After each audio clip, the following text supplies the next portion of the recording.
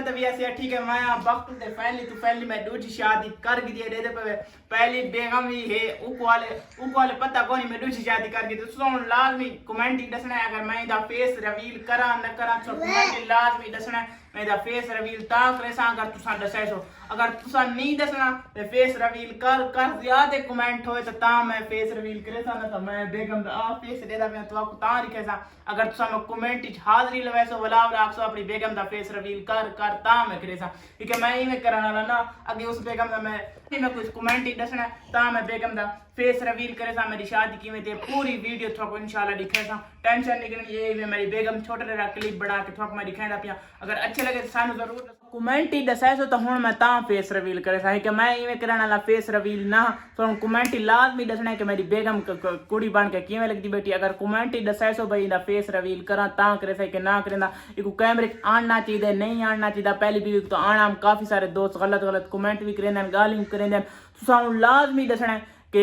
मैं किसी को आना चाहिए